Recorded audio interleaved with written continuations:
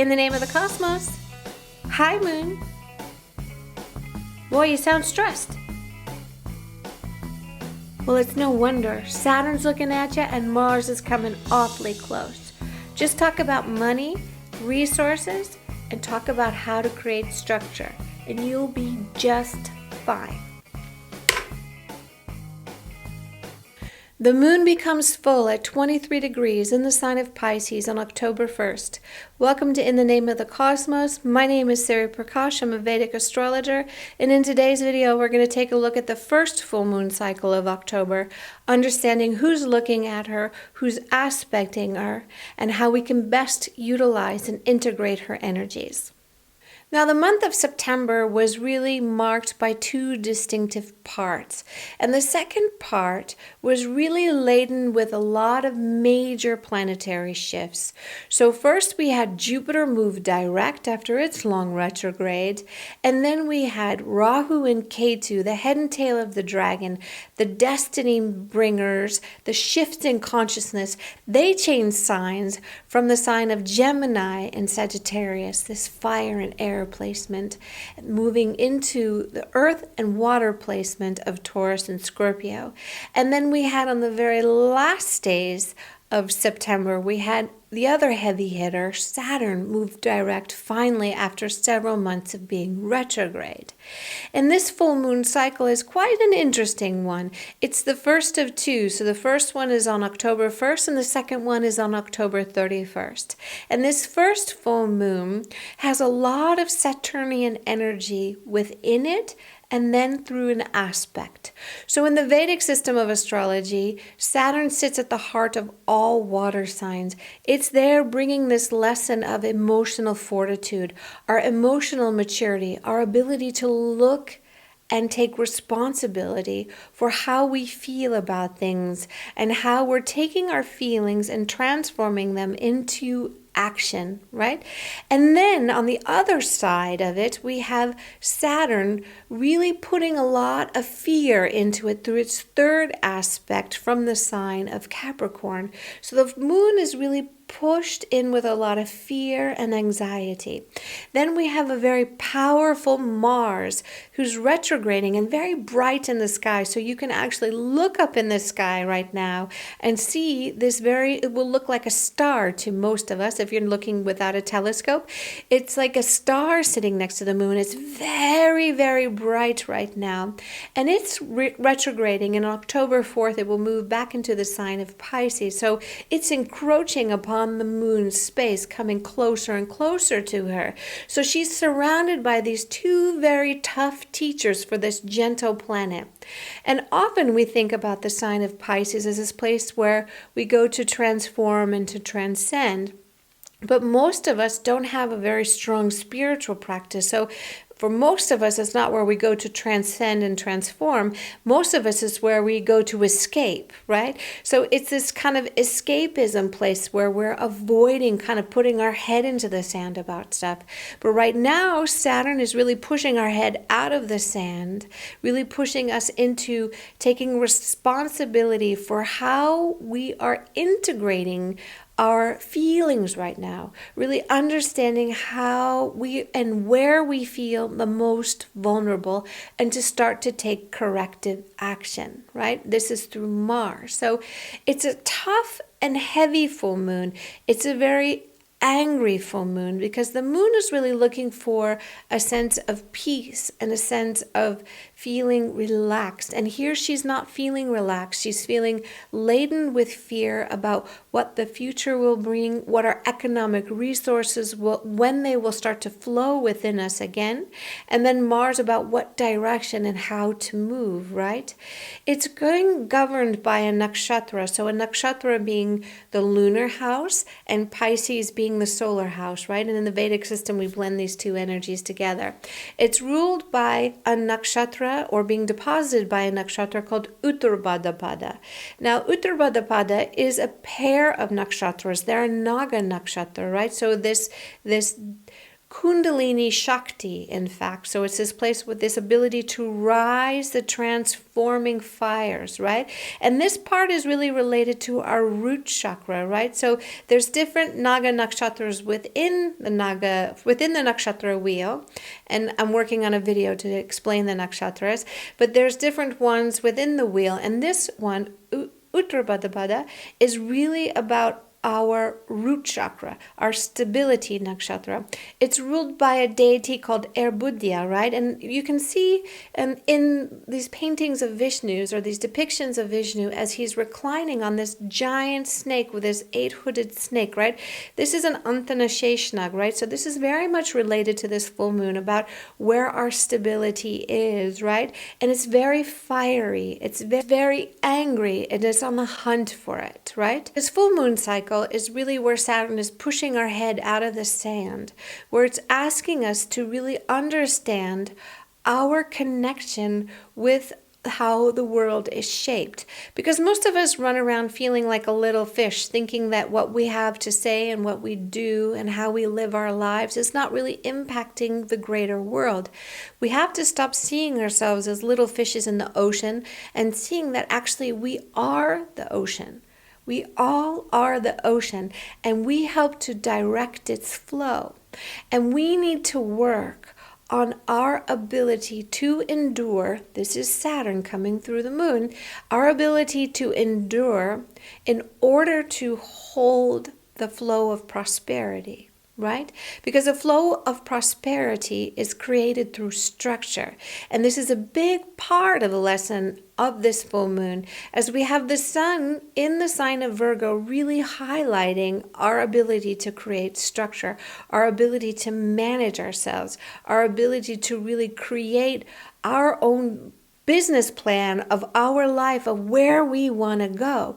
So the lesson is creating the structure, about not escaping into the illusion that we are not responsible for the outcome, because we are, and where we start to take action by integrating how we feel, what we desire, what we want, and really putting it into action by how we live, and by our ability to really say what we want, our ability to really make ourselves known with what we want, right? This is Mars coming very close into the moon, and then Saturn is bringing structure, and Sun is really pushing for our organization of it. So it's not a gentle full moon. It's not a soft and sweet full moon. It's a really pissed off full moon, about frustration about what we can do. Now, Jupiter, the depositor of the moon, is very strong in its own sign, right? So it's helping to link how we can find our solution into higher navigation, how we can link it into higher levels of teaching. And that's not just in a spiritual sense, but it's also an educated way, like how we can take more logical and more higher thinking decisions rather than baseline decisions. This is also a very big key of this full moon. We can bring this energy where we're frustrated, where we're angry, where we're needing to create structure, where we just don't allow ourselves to space out and escape, and really bring it into our practice. And that's not just our spiritual practice, but in the practice of our daily life, of how we're consciously creating our life by design. This is a big lesson of Saturn when we listen to its higher octave, is that it's really about creating a structure by design and not through our feeling, right? So intuition is not a feeling. So that we should also be clear about that. Intuition is our navigational system. It's our navigational guide, but it's not about a feeling. It's about our knowing. Right? So when we create the structure and we create the stability, we can really start to hear the call of ourselves and really allow that call of ourselves to navigate and to really lead us in a direction. Now let's take a look sign by sign to see where this is occurring for each and every one of us.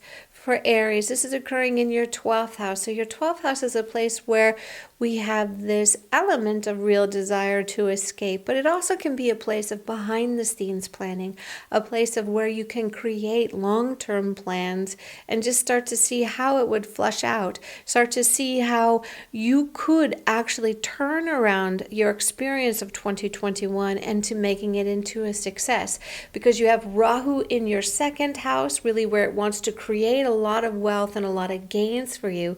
So I would say with this full moon cycle, really look at how you want to construct your world. Taurus, this is occurring in your 11th house. Mars is currently transiting your 12th house, which is not so great for you, but Saturn's movement direct in your 9th is actually super great for learning. So I would say from the 4th, you will have a much better feeling when Mars moves out of your 12th house, because the moon is very bright in your 11th house. So maybe at first you're feeling like, I don't know how I'm going to gain from this. I don't know how it's going to work out for me. But after the 4th, it will start to become very clear. You just need to watch that you don't escape, and that you don't just try to put your head into the sand, but that you really link up a discipline rather than just seeking the pleasure. This is a big topic for you within this full moon cycle, Taurus. Gemini, this is occurring in your 10th house, and the moon here for you is your second house ruler. So Gemini's been having a hard time with career, with a hard time with plans really working out. So it's been a challenging time, and Rahu was on your ascendant for a long time. So you're not really quite yet feeling a state of feeling a bit free. This will come a bit later in the springtime for you, Gemini. But with the second house ruler in the 10th house, you're going to feel a pressure about how your career is really shaping up, how you can start to create things that are actually bringing you money. And a good way to do this is really through making yourself more concrete and not so reactive.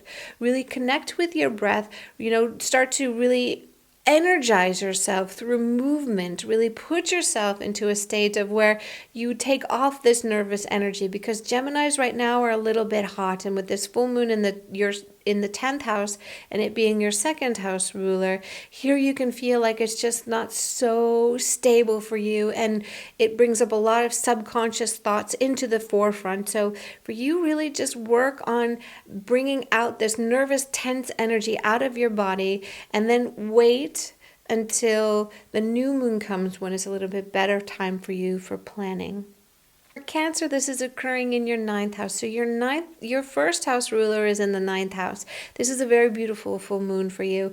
With you, you're having a little bit of challenge with your relationships, as I've mentioned in previous videos. But here with the moon in your 9th house, you can be really looking at how you can take more interest in maybe pursuing a new course of study that will actually add benefit to your career, because your career life is really like highlighted right now. So you may be looking at new courses of study during this full moon cycle that can help bring you more economic growth and help bring more clarity with your position in the world, because the 10th house is really lit up for you, and with it being in the 9th house, it's connected with higher learning. Leo, this is occurring in your 8th house, and this is a little bit of a challenge for you in that your 12th house ruler is in the 8th house. But what this really means is that this discovery of finding your hidden talent, about your discovery of finding your hidden gifts, and then bringing that into how you can develop yourself. Really, this connecting with a more mystical side of you is very important now. Virgo, you have the sun sitting right into your ascendant right now, so happy birthday to the Virgos out there. And then you have the moon sitting in your 7th house, right? So you have your 11th house ruler in your 7th house. So this is a very nice time for get-togethers, about making connections with friends, really understanding who your friends are. It can bring new people into your life right now that actually add value, that help to give you gains. So it's a great and beautiful full moon for you. It's important for you to really watch your communication with your co-workers, as I've mentioned in previous videos. So this full moon right here being a little bit fiery right now, and with your ruling planet being in your 2nd house, your speech can be a little bit tense right now. So watch how you're talking with your co-workers. For Libra, this is your 10th house ruler in the 6th house. So here you have a lot of pressure around your work. Either you have deadlines, or you're having pressure finding work, or challenges with your boss. Here you want to be careful with your communication because it's a very fiery moon, and with it being in your 6th house, it can actually, if your communication is out of sync, it can really bite you in the ass. So just take care with that. It also signals a time where you need to really watch your health. You need to really take care, maybe make a new health routine, maybe start a new cleanse. Something of this nature would be very beneficial to you. You need to watch your emotional roller coaster that you are on, because September was a very hard month, a very challenging month, and October is no different. And you will be best served if you get your emotions into alignment, right? So you, by your sign is of scales, but your emotions right now are a little bit high. So for Scorpio, this is occurring in your 5th house, your 5th house of love, right? So for you, it's your 9th house ruler in the 5th house. So it can be where you're having deeper talks about commitments. It can also be in where you are bringing in new clients. So here with it, your 9th and the 5th, it also brings in an aspect of sales, like salesmanship, and where people are really looking to you to give advice. So it may not just be in the concrete of selling something, but in where your transaction, right, is required. So people are going to be looking to you for advice, maybe in terms of investments. It's something of higher gains. Sagittarius, this is occurring in your 4th house. And Sagittarius, I think with Jupiter, your ascendant strong on you, there's a lot of burden with you with all that you have to do. So for Sagittarius, this is a real big theme for you right now in any case where you're thinking the weight of the world is on you and all that you have to do. But it will start to, with this full moon being very bright, it's also a lot of tension there of like how you're going to really bring in the structures to really make it work out. It also is signaling your inner world, because 4th house is not just home, but it's also our inner world. So it's really looking at your inner world and what it really, how you're communicating with yourself, how you're really being honest with yourself, and who is around you, right? This is going to be a big topic for you in the full moon cycle. For Capricorn. And Capricorn, this is occurring in your 3rd house. And so your 3rd house is about siblings. So with you having a lot of mother topics right now, Capricorn, it signals a time where there's communications with siblings. It can be tensions with siblings. It can be also tensions with mother, like mother is not well, but something with you, because with where Rahu has moved, it's really changed your focus and really wanting to connect with traditional things, going back to your roots, specifically relating to the mother. So it brings up a lot of these issues, but with the full moon there, it can bring in a tension in the communication with family, or where you're really wanting to connect with family to try and help flush this out, and maybe you feel unsatisfied because they're not meeting your emotional expectation. So for Aquarius, this is occurring in your 2nd house, and this is your 6th house ruler in the 2nd house. This is not so great for money. So you can feel tensions with money, how you're going to survive, how you're going to make things, what you're going to do to really invent yourself so that you can bring like your talents and bring in earnings right now. So there's a lot of tension with how you start to build something that actually leads to an economic resource. So this moon for you is tense. It's a bit irritable with surrounding your finances. But with the moon being very full, and it being your house of speech, you can find a lot of creative ways to communicate with people, of really feeling like you're have the ability to really kind of bring out creative ideas of things that actually can bring things into fruition. You just want to make sure that your contracts are clear, that you take care of all the rules and regulation, right? Because your 6th house ruler is also to this place of like law, debt, taxes, and things. So you just want to make sure that those things are really taken care of. Pisces, this is occurring in your 1st house, Pisces. So the moon is shining bright for you in your 1st house, and you're getting ready to receive Mars also in your 1st house. And here you can feel very pressured and feel very tense, right? So it's your 5th house ruler in your 1st house, and then you have your 2nd house ruler moving into your 1st house. So it's about this linking about what you value and what you love, and really becoming clear with what that is, and then really how you can also integrate what you love to really bring you economic wealth. This is a big pattern for you with a full moon cycle. I thank you very much for joining me in my video today. Please like and subscribe, and if there's something that you would like me to talk about, or if you're interested in, please comment below. I'm working on a nakshatra video to explain the nakshatras and opening up this series, and I'm working on the Rahu installment to bring that also to you. So I hope that you will stick around and enjoy me, and I appreciate all my new subscribers, and I appreciate all of the very helpful feedback. I wish you a very beautiful full moon cycle in the sign of Pisces. Be strong. Put your boots on and really ask for what you want. Really say what you want. Really know what you want. Get very clear and you will succeed. Satyam.